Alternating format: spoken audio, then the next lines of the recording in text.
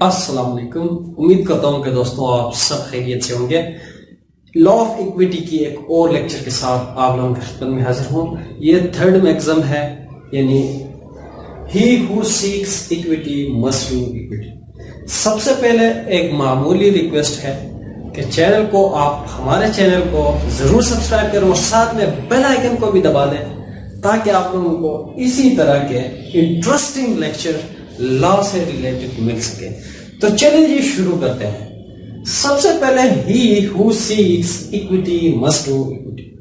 جو شخص equity court سے، جو شخص سول کورٹ سے انصاف مانگتا ہے، اس کو انصاف چاہیے تو اس پر لازم ہے کہ وہ بھی انصاف کرے. یعنی اگر میں پلینٹف ہوں، میں جاتا ہوں ایکویٹی کورٹ اور وہاں جا کے میں یہ ریکویسٹ کرتا ہوں کہ یور آنر مجھے اس کیس میں اس شخص نے میرے ساتھ زیادتی کی اور مجھے انصاف دے، تو ایکویٹی کورٹ مجھ سے یہ پوچھے گا، مجھ سے یہ عرض کرے گا کہ جناب آپ کس گراؤنڈ پر ایکویٹی انصاف مانگتے ہیں. تو اگر آپ نے اب ڈیفینڈنٹ سے انصاف کیا ہے تو ہم آپ کو ضرور انصاف دیں گے. اگر آپ نے ڈیفینڈنٹ کے ساتھ نا انصافی کی ہے تو پھر ہم آپ کو کیا انصاف نہیں دیں گے، نہیں دے سکتے. اور یہ ہمارے انصاف کے اصولوں کی خلاف ورزی ہے. اگر آپ ہمارے ڈیفائنڈ کیے گئے انصاف کے اصولوں کے خلاف جا کے، اس کے خلاف کوئی ایکٹ کر کے اگر آپ ہمارے عدالت میں حاضر ہو گئے ہیں انصاف کے لیے تو آپ یہاں ڈس اپوائنٹ ہوں گے. اگر آپ نے ہمارے بیان کیے گئے اصولوں پر اگر آپ سمجھوتا کر کے آئے ہیں تو ہم آپ کو انصاف نہیں دے پائیں گے. تو وہ ایکویٹی کورٹ آپ سے کہے گا وی آر سوری. تو چلے جی، اس کی میننگ یہ ہے to get relief from equity court, do just or do justice or act fairly. اس میگزم نے جتنے بھی اصول واضح کی ہیں ان کی طرح ہم آتے ہیں. سب سے پہلے ہے ایپلیکیشن اینڈ اس سے ریلیٹڈ، اس میگزم سے ریلیٹڈ جو کیسز ہیں وہ ہم ڈسکس کرنے والے ہیں، یا وہ کیسز جنہوں نے کوئی پرنسپل کیا کیا، کوئی پرنسپل بنایا، ان کی طرح ہم آتے ہیں. سب سے پہلے انلیگل لونز. انلیگل لون سے ریلیٹڈ جو ہے ایک کیا ہے کیس ہے. یہاں منی لینڈر ایکٹ 1900 کیا کہتا ہے؟ منی لینڈر ایکٹ 1900 کہتا ہے کہ جناب آپ کسی بھی غیر رجسٹر ادارے سے لون نہیں لے سکتے. اگر آپ نے لیا تو پھر اس کی ذمہ داری بھی آپ پر ہوگی، لیکن ہم آپ کو یہ باور کرتے ہیں کہ آپ ان رجسٹرڈ ادارے سے لون نہیں لے سکتے.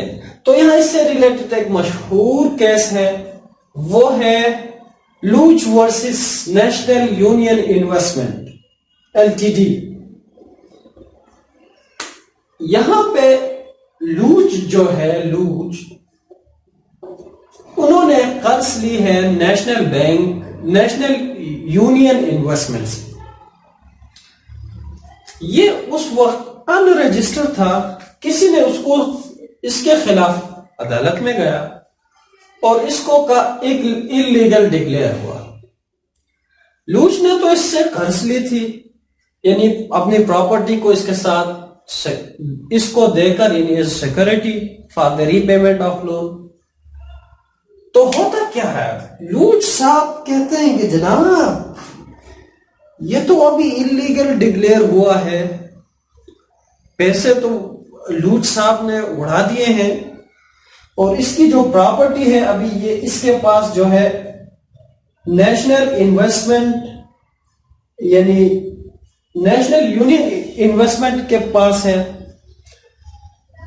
یعنی اس کی پراپرٹی اس کے پاس ہے، اور یہ ہو گیا ہے انلیگل ڈکلیئر.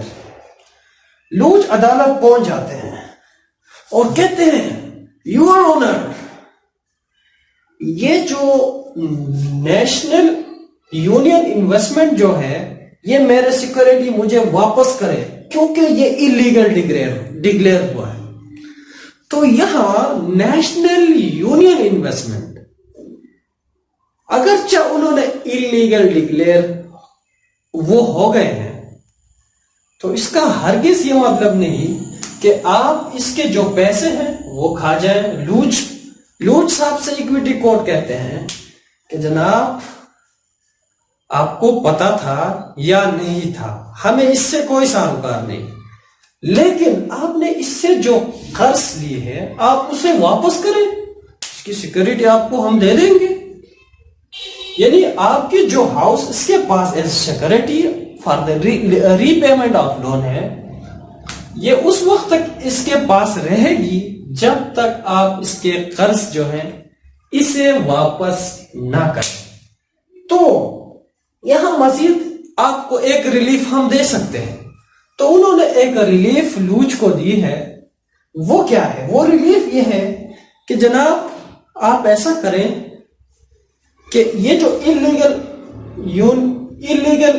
یہ کمپنی ہے یا بینک ہے، اس کے جو یعنی انٹرسٹ بنتے ہیں، جو سود بنتے ہیں آپ کے قرضوں پر، وہ اسے نہ دیں. صرف جتنے پیسے اس نے آپ کو قرض دی ہیں وہی انہیں واپس کریں، آپ کو آپ کی جو پراپرٹی ہے وہ آپ کو مل جائے گی. تو یہی ہے کہ جناب لوچ نے یہاں لوچ سے کہا کہ بھئی تم بھی انصاف کرو، ایسا نہیں کہ وہ انلیگل تھا اور آپ اس کے پیسے آپ کھا جائیں. یہ نہیں ہو سکتا. کہ آپ نے کیا کرنا ہے؟ انصاف کرنا ہے، کیونکہ اس نے آپ پر اعتماد کیا ہے، آپ پر ٹرسٹ کی ہے، قرض دیا ہے، اور آپ نے پراپرٹیز کو دیا ہے. اگر یہ انلیگل ڈکلیئر ہوا، آپ اس کو انٹرسٹ نہ دیں، صرف یعنی آپ کی جتنے پیسے ان کو دیے ہیں وہ اس کو یعنی اس سے لی ہیں وہ اس کو دے دیں، اور وہ آپ کی سیکورٹی آپ کو واپس کرے. اس کے علاوہ doctrine of election doctrine of election section 35 I think, میرے خیال میں سیکشن 35 ہے doctrine of election transfer of property act. یہ بھی پرنسپل جو ہے اسی سے ارائز ہوا ہے.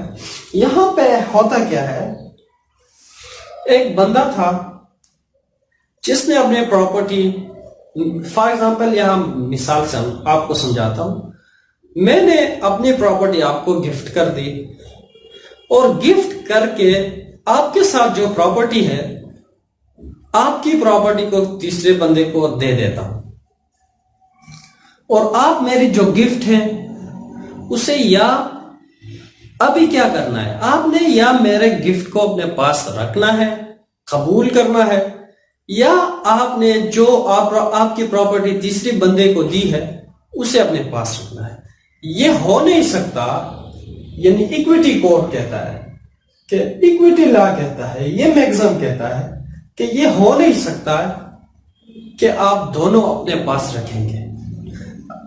یا آپ نے میرے گفٹ کو قبول کرنا ہے، یا آپ نے اپنی جو پراپرٹی ہے جو میں نے تیسرے بندے کو ٹرانسفر کی ہے وہ آپ نے چوز کرنا ہے، یا آپ نے جو گفٹ ہے اس کو چوز کرنا ہے، یا آپ کی جو پراپرٹی ہے میں نے تیسرے بندے کو ٹرانسفر کر دی ہے وہ آپ نے اپنے پاس رکھنا ہے. یعنی یہ ہو نہیں سکتا کہ آپ دونوں پراپرٹی اپنے پاس رکھیں. مطلب یہ ہے کہ آپ نے الیکشن کرنا ہے, کسی ایک کو چوز کرنا ہے. تو چلیں, یہ ہے ڈاکٹرائن آف الیکشن. اس پر ہم آئیں گے section 335 of transfer of property, لیکن ابھی ہم ادھر پہنچے نہیں ہیں. Consolidation of mortgage. Consolidation of mortgage, اس کو ایگزامپل سے میں آپ کو سمجھاتا ہوں. یہاں ہوتا کیا ہے, اے gives his house as security for repayment of loan. Later on, he gets another loan from the same person and give another security again his house. Then the bank has to redeem money from one house if it is redeemed from one. دیکھیں, پھر یہاں example پر آتا ہوں. For example, میں نے آپ سے قرض لی ہے, اور میں نے آپ سے قرض لی ہے 5 لاکھ روپے کا, اور بعد میں مجھے 5 لاکھ روپے, اور میں اپنی ہاؤس جو ہے آپ کو کیا کرتا ہوں, as security for the repayment of loan رکھ لیتا ہوں. جو میری ہاؤس کی قیمت ہے وہ 10 لاکھ روپے ہے. تو کچھ دن بعد مجھے پھر 5 لاکھ روپے کی ضرورت پڑتی ہے, اور میں پھر آپ کے سامنے حاضر ہوتا ہوں کہ جناب آپ میری یہ دوسرا ہاؤس ہے وہ بھی اپنے پاس مارگیج کریں, سیکورٹی رکھ لیں, لیکن مجھے جو 5 لاکھ روپے کی ضرورت پڑی ہے, اشد ضرورت ہے, 5 لاکھ روپے اور مجھے دے دیں, اور میں 1 مہینے بعد آپ کو دے دوں گا. کوئی ایک مارگیج کرتا ہوں. ابھی جو آپ کی میرے اوپر قرض ہے وہ 10 لاکھ روپے ہے, اور میرے ایک ہاؤس کی قیمت جو ہے وہ 10 لاکھ روپے ہے, اور ابھی میں دوسرے قرض لیتے وقت کسی اور ہاؤس کو میں نے آپ کا حوالہ کیا ایز سیکورٹی, تو آپ, اور اس کی قیمت جو ہے 10 لاکھ ہے فرض کریں, تو آپ کو چاہیے اس کو ریڈیم کرتے وقت اپنی, اگر میں نے یعنی کوئی ڈیفالٹ کیا, پیسے آپ کو واپس نہیں کر پایا, تو آپ کو چاہیے کسی ایک سے آپ نے وہ قرضے کیا کرنا ہے, وصول کرنا ہے, وہ سیکورٹی کیا کرنا ہے, وصول کرنا ہے. یہ آپ کو انصاف کرنا چاہیے. ایسا نہیں کہ 5 لاکھ روپے آپ اس کو بھی بیچ دیں, اس کو بھی بیچ دیں, دونوں کو آپ نہیں بیچ سکتے. آپ نے دیکھنا ہے کہ بھئی میں نے جو سیکورٹی آپ کے پاس رکھ دی ہے ان میں سے کسی ایک کو آپ بیچ دیں, دونوں کو نہ بیچیں, ایک کو واپس مجھے دے دیں, ایک کو بیچ کے اپنے پیسے ریکور کریں. اگر ممکن ہو, اگر نہیں ہوتا ہو تو پھر ٹھیک ہے, دونوں کو بیچ دیں. تو یہ تھا consolidation of mortgage.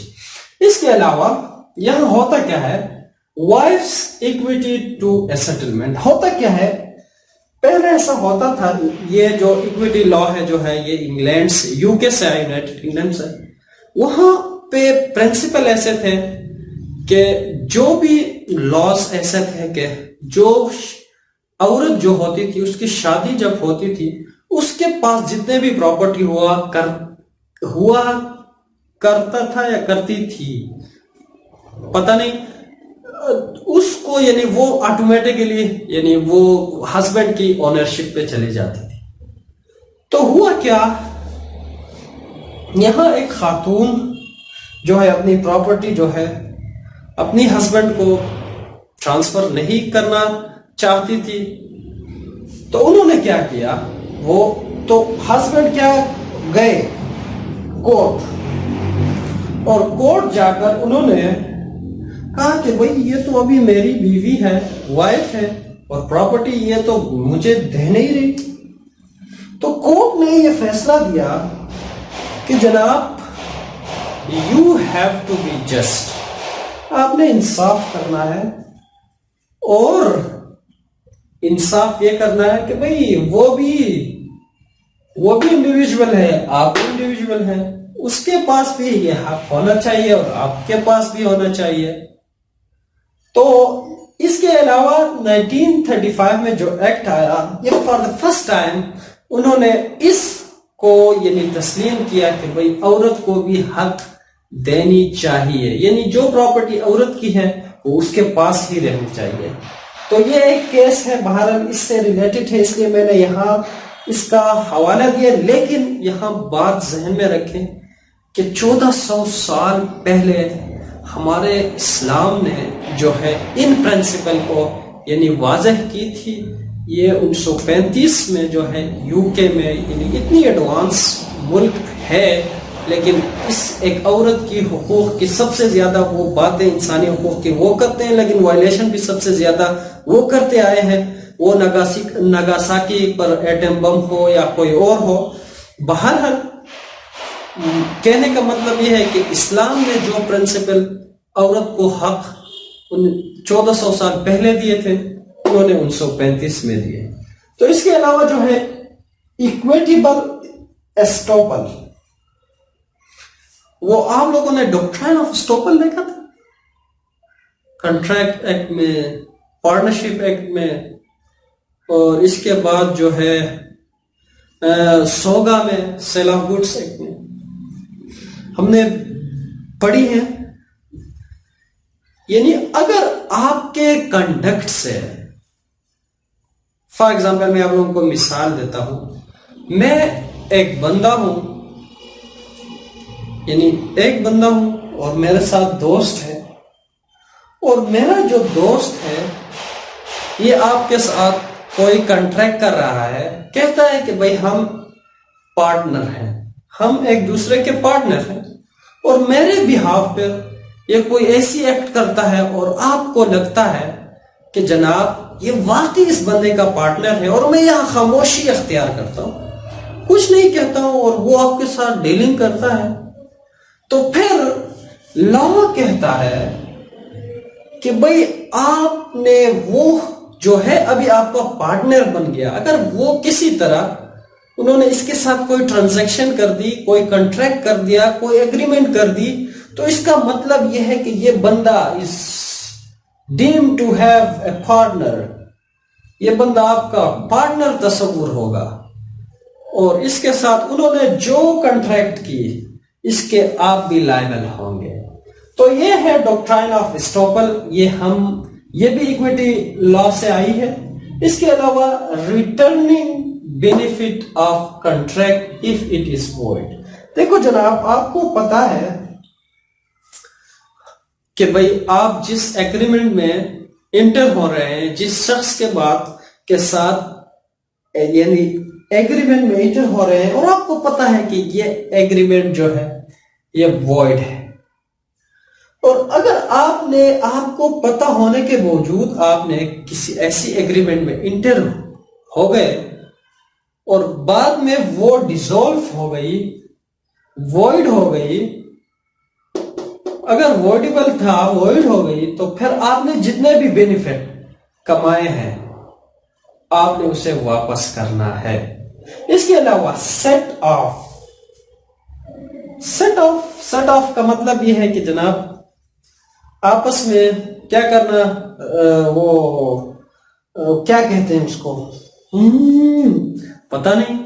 Set of کا مطلب صرف یہ کہہ سکتا ہوں میں کہ جناب ایک بندے نے اے کے بی پر لون ہے، بی کے اے پر لون ہے، ابھی چاہیے ان کو کہ بھئی یہ جو اس کے اگر اس کے 5,000 لون ہے، اس کے اوپر 4,000 لون ہے، تو ان کو چاہیے کہ بھئی یہ 4 یعنی 1,000 یعنی اس کے اوپر 4,000 ہے اور اس کے اوپر 5,000 ہے، تو اس کو چاہیے 1,000 اس کو دے دے اور اس کو ختم کر دے.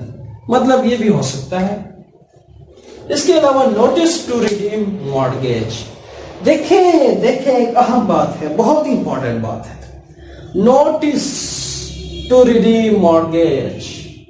آپ نے اگر کوئی بندہ ڈیفالٹ کر رہا ہے، یعنی اگر کوئی بندہ وقت پورا ہونے کے باوجود آپ کے پیسے، آپ کے جو قرض جو ہیں آپ کو واپس نہیں کر رہا ہے، تو پھر آپ نے اس کو ریڈیم کرنے سے پہلے اس کو نوٹس ضرور دینا ہے. اگر آپ نوٹس نہیں دیں گے تو پھر اٹ از ناٹ جسٹ، یہ انصاف نہیں ہے. اگر آپ نے نوٹس دی تو پھر آپ ریڈیم کر سکتے ہیں. اگر نوٹس دینے کے باوجود بھی وہ ڈیفالٹ کر رہا ہے تو پھر آپ ریڈیم کر سکتے ہیں، تب آپ کا حق بنتا ہے۔ تب تک آپ کا حق نہیں بنتا جب تک آپ نے نوٹس نہیں دی ہے۔ یہاں پہ ایک اور ایگزامپل میں آپ لوگوں کو دیکھتا ہوں، پی پی سی کی طرف لے کے جاتا ہوں۔ 389 میں جو ہے اگر آپ کا چیک باؤنس ہوتا ہے، آپ نے کوئی چیک آپ کو دی ہے وہ باؤنس ہو گیا ہے، تو you must have to serve a notice before come to any court, یعنی کسی کورٹ یا تھانے میں حاضر ہونے سے پہلے آپ پر لازم ہے کہ آپ اس کو پہلے نوٹس کریں کہ جناب آپ کا جو چیک آپ نے مجھے دیا ہے یہ ڈس آن ہو گیا ہے یا باؤنس ہو گیا ہے۔ اگر وہ اس کے باوجود 15 دن بعد بھی نوٹس وصول کرنے کے باوجود 15 دن بعد بھی وہ آپ کو جو اس کی جو وجہ نہیں بتاتی، آپ کو آپ کے پیسے نہیں دیتے، تو پھر آپ اس کے خلاف یعنی آپ 389 کے تحت جا سکتے ہیں۔ تو امید کرتا ہوں کہ دوستوں آج کا جو لیکچر ہے آپ لوگوں کو پسند آئے گا، اور اس کی کنکلوژن یہ ہے کہ جناب آپ کو یعنی ایکویٹی کورٹ سے ریلیف مانگنا ہے، تو جو ایکویٹی لا نے جو پرنسپل کیا کیے ہیں یا پرنسپل وجود میں آئے ہیں ایکویٹی لا سے، ان کو فالو کرنا ہے۔ اگر ان میں سے کسی ایک بھی یعنی رول کو آپ فالو نہ کر کے اگر آپ کورٹ جائیں گے تو پھر آپ کو ریلیف نہیں ملے گا۔ اس لیے ہم کہتے ہیں he who seeks equity from equity court must do equity۔ تو امید کرتا ہوں کہ دوستوں آج کا جو لیکچر ہے وہ پسند آئے، اگر پسند آئے لائک ضرور مارے، اگر نہیں آئے ڈس لائک بھی مار سکتے ہیں۔ ہمارے چینل کو سبسکرائب کرنا نہ بھولیے۔ مجھے دیجیے اپنا بہت سارا خیال رکھیے۔ اللہ حافظ، بائے بائے۔